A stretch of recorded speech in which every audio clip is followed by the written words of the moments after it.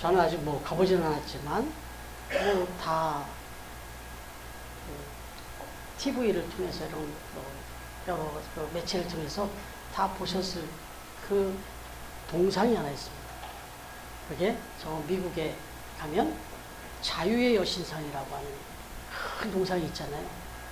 네, 이 자유의 여신상, 이게 이제 미국의 독립을 100주년을 맞으면서 그걸 축하하기 위해서 프랑스에서 선물을 했다고 하지 않습니까? 1886년에 이게 세워졌다고 하는데, 선물을 받았다고 하는데, 이제 이 자유의 여신상 100주년, 세워진 지 100주년이 되던 이제 기념식이 있던 날이라고 합니다. 그러니까 1986년이 되겠네요. 그래서 이제 많은 언론들이 모이고 이제 그 기념식이 시작됐는데, 이 기념식을 준비하면서 기자들이 뭔가 기사를 또 리얼하게 좀 써야 되니까 헬리콥터를 타고 이 동상을 한 바퀴 이렇게 돌았답니다. 투어를 했답니다. 그런데 한 기자가 이런 이야기를 하는 거예요. 아니, 이 자유의 여신상 이 꼭대기 이 관 있잖아요. 이 7개 대륙을 또 의미하는 또 이렇게 표시가 되어 있고 하는데, 그 위에 머리 있잖아요, 머리. 근데 이 머리카락이 너무나도 정교하게 그렇게 잘 새겨져 있더라는 거예요. 그 조각이. 그 헬리콥터로 돌다 보니까 이 머리 위를 볼 일이 별로 없잖아요. 그런데 그 자유의 여신상 이 위에 그 머리카락이 얼마나 정교하게 그렇게 파져 있는지 깜짝 놀랐대요. 그러면서 하는 소리가, 아니, 이걸 누가 본다고? 그 높은 그 큰 동상에 그 머리카락 관으로 씌워져 있어서 보이지도 않는데, 뭐 심하게 얘기하면 갈매기나 볼까? 누가 본다고? 여기다 이렇게 정교하게 새겨놨냐? 한 기자가 그런 얘기를 했다는 거예요. 그랬더니 옆에 있던 기자가 하는 소리가, 여보게, 그게 바로 예술가의 양심 아니겠는가? 예술가의 양심 아니겠는가? 이렇게 이야기를 했다는 거예요. 여러분은 어떻게 들으세요, 이 이야기?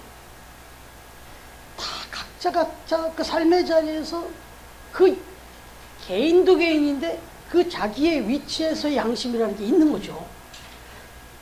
기자는 기자의 양심이 있는 거고, 예술가도 예술가의 양심이 있는 겁니다. 양심이라는 건 이런 의미에서 하늘과 땅과 모든 사람 앞에서 부끄러움이 없는, 이게 양심이죠. 여러분, 그래서 맥카튼이라고 하는 분이 이런 이야기를 했는데 한번 따라해 보시겠습니까? 양심의 소리는 하나님의 소리다. 어떻게 아멘 하세요? 아멘이라고 받으실 수 있겠어요? 한번 더 해볼까요? 그러면 양심의 소리는 하나님의 소리다.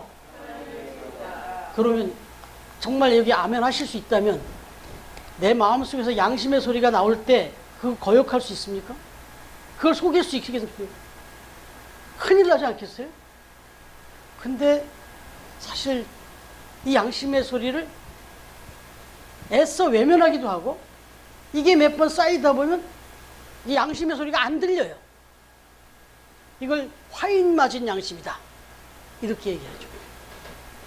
여러분, 베드로전서 3장 16절 말씀을 한번 보겠습니다. 우리 연승이가 읽어줘야 되겠죠? 네. 베드로전서 3장 16절.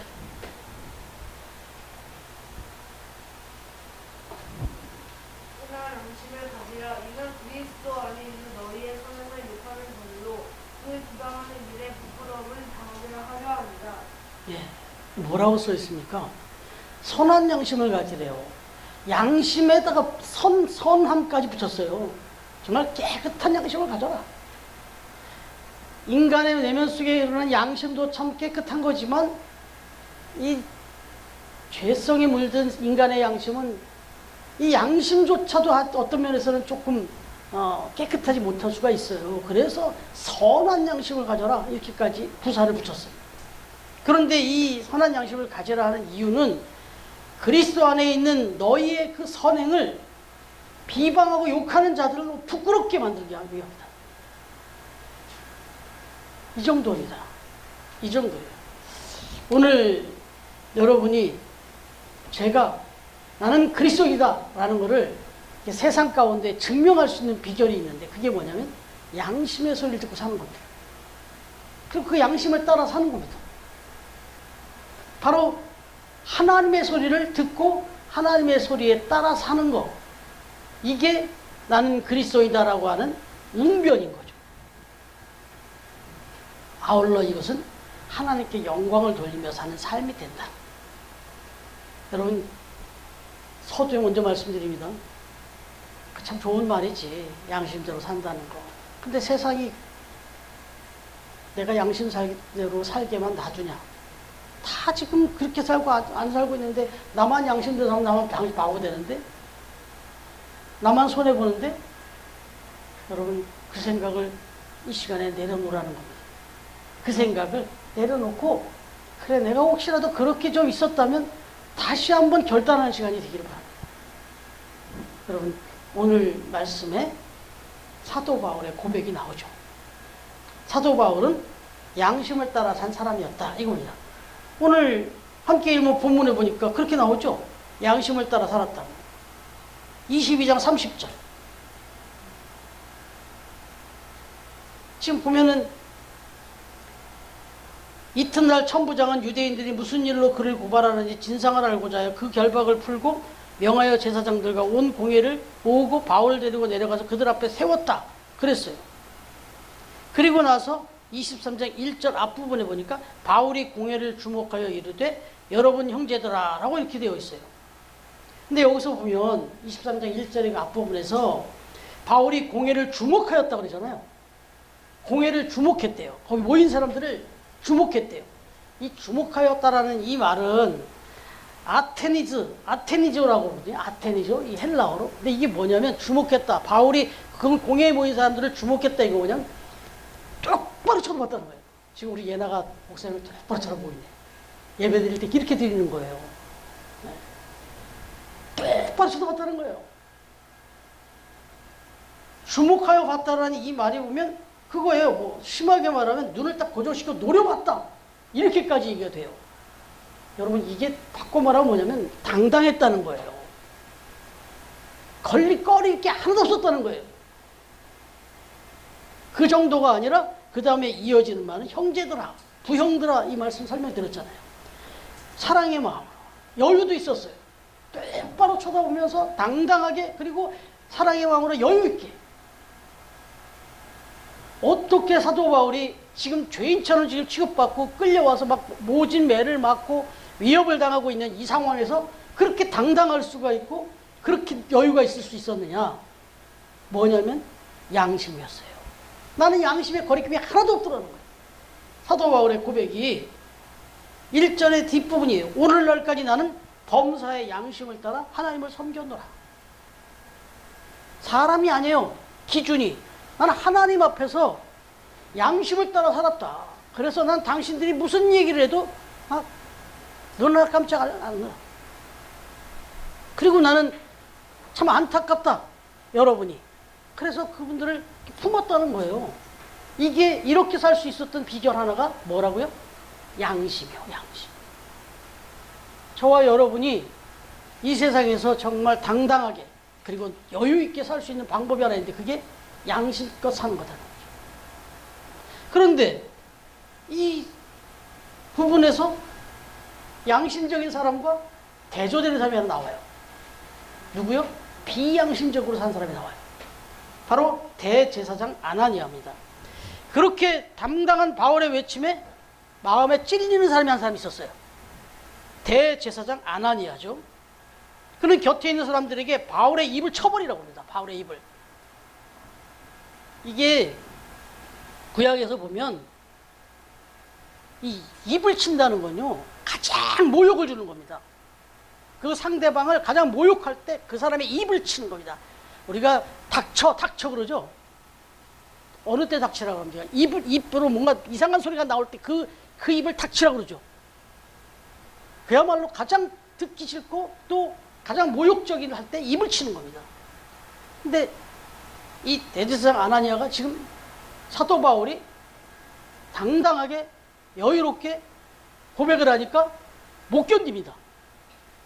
이 양심의 선언 앞에 못 견뎠다는 건 비양심적이었다는 걸 뜻하는 거예요. 그래서 사도 바울이 뭐라고 얘기하죠? 오늘날까지 범사의 양심에 부끄러움이 살아왔노라고 고백을 했더니 이 고백 앞에서 찔렸는데 그 사도 바울이 아나니아한테 뭐라고 그러냐면 회칠한 담과 같은 사람이다. 당신은 회칠한 담과 같은 사람이다. 이렇게 말해요. 회칠한 담이라는 게 뭘까요?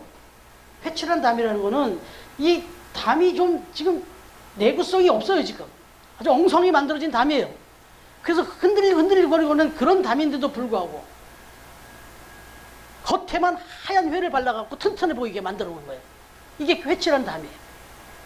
그러니까 지금 속에서는 거짓, 욕심, 그런 나쁜 그런 것들을 막 품고 살면서 겉으로는 막 거룩한 척하고 이렇게 떠들고 살았다는 거예요. 지금 아나니아라는 사람이. 사실 아나니아라는 이름이요, 아주 신앙적인 이름입니다. 하나님은 자비하시다 하는 뜻이에요. 이 아나니아가 이름부터가 회칠했어요. 이대로 살았으면 괜찮았는데 그렇게 못 사니까 이 이름은 회칠한 이름이에요. 사실 이 사람이 그 당시에 그 삶의 모습이 이렇게 전승으로 다 나오는데 정말 포악했답니다. 탐욕적이었고, 그래서 대제사장이니까 밑에 또 일반 제사장도 있을 거 아니에요. 거기서부터 11조를 받았어요. 근데 그걸 가지고 착복을 했습니다. 그걸 하나님 앞에 온전히 드려야 되는데 착복을 했어요. 그리고 또 그걸 가지고 로마 관리인들한테 뇌물을 썼어요. 그러고는 겉에서는 막 거룩한 말하고 거룩한 막 율법을 강요하고 막 이랬던 겁니다. 이런 인간이 어떻게 당당할 수가 있겠어요? 그러니까 사도 바울의 그 양심의 고백 앞에서 발발발 떠는 거예요. 그 떤 거가 표현이 닥쳐 이렇게 된 거예요. 들켰으니까. 여러분, 그럼에도 불구하고 사도 바울은 그 사람이 대제사장인 줄은 몰랐어요. 대제사장인 줄은 몰랐는데 그 아나니아라는 사람에 대해서 어느 정도 간파를 한 거예요. 그랬는데 주변 사람들이 저 사람이 대제사장인데 네가 막 하나님의 종을 막 그렇게 욕하냐 이렇게 나오니까 사도 바울이 또 바로 태도를 바꿉니다. 바꾼다는 게 인정을 합니다. 아, 저분이 대제사장이었나? 난 그건 몰랐다. 그렇다면 내가 대제사장한테 이렇게 언사를 한 거는 내가 사과하겠다. 인정을 합니다. 바로. 그 얘기 뭐냐면 그 사람은 진짜 내가 인정할 사람이 아니에요. 정말 나쁜 놈이에요. 그런데 그분이 하나님의 종이라고, 하나님이 세운 대제사장이라는 걸 아니까 그 권위에는 인정을 합니다. 그러니까 그 사람을 인정하는 게 아니라 그 사람을 세우신 하나님을 인정한 거예요. 그래서 바로 사과를 합니다. 그럼 이것도 우리가 배워야 되는 거예요. 양심의 이야기를 드렸지만 이 부분도 인정해야 돼요. 권위예요, 권위. 권위를 인정해 줘야 돼요. 여러분, 이 세상이 지금 권위가 무너진 시대, 포스트 모더니즘이라고 하는데, 포스트 모던의 가장 큰 특징은 권위를 무시하는 겁니다. 어른들, 우리 어른 아니라고 생각하는 분들 잘 들으세요.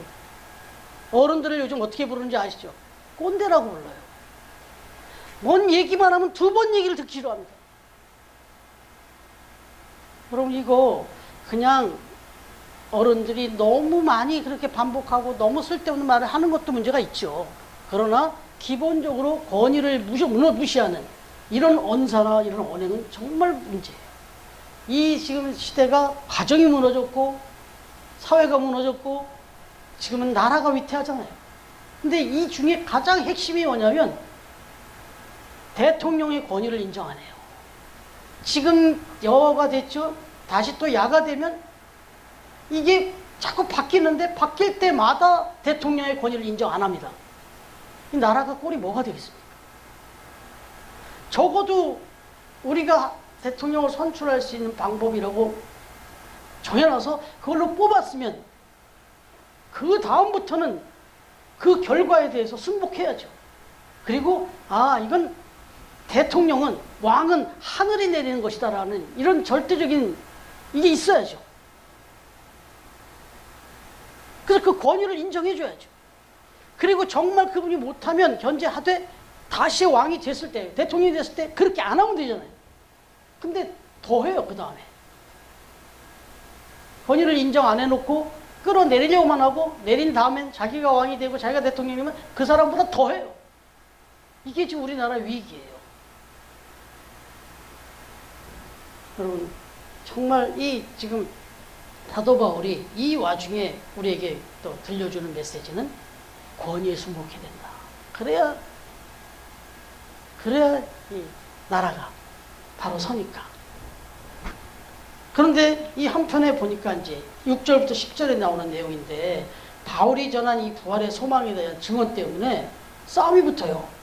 모세의 오경만 인정하고 부활과 천사와 영을 믿지 않았던 사두개인들과 구약 전체를 인정했을 뿐만 아니라 부활과 천사와 영까지 다 믿었던 바리새인 사이에 막 격렬한 논쟁이 벌어집니다. 그러다가 보니까 막 흥분이 막 이게 또 막 엉뚱한 방향으로 튀네요. 그러다 보니까 이 원망이 누구한테 가요? 또다시 바울한테 가죠. 이렇게 했다가는 또 바울 찢겨 죽이게 생겼다. 이게 누가요? 천부장이 이걸 봅니다. 그래서 이거 안 되겠거든요. 이 긴박한 상황이 벌어지더란 말이에요. 그러니까 빨리 바울을 저기서 정리시켜가지고 가둬라. 그냥 이러다가 그냥 죽겠습니다. 이제 왜 이런 태도 나오는지 알죠? 이제 사도 바울이 로마 시민이라는 거 알았어요. 그러니까 이러다가 큰일 나면 자기도 나가니까. 그래서 이제 구별을 해내는 거예요. 그래갖고 바울이 안전한, 할 말 다 하고 안전하게 또 구별이 됩니다. 그러면서 11절에 이런 말씀을 합니다. 같이 읽을게요. 시작. 그날 밤에 주께서 바울 곁에 서서 이르시되 담대하라. 네가 예루살렘에서 나의 일을 증언한 것 같이 로마에서도 증언하여야 하리라 하시니라. 그럼 이 말이 뭔지 알겠어요? 네가 지금 이 예루살렘에서 나의 일을 이렇게 증언한 것 같이 로마에서도 증언하여야 하리라 하시니라. 이 말은 담대하라. 너 절대 여기서 죽지 않는다. 너 절대 여기서 어려운 일 겪지 않을 거니까 걱정하지 마라. 넌 안전하게 내가 보호해서 마지막 네 사명을 이룰 저 로마까지 내가 안전하게 보낼 거니까 걱정하지 마라. 이 얘기예요. 그럼 여기서 이제 결론이 나오는데, 하나님은 아까 서두에 말씀드린 대로 내가 양심대로 살고 싶지. 근데 양심대로 살려고 하면 회사에서든 일터에서든 어디에서든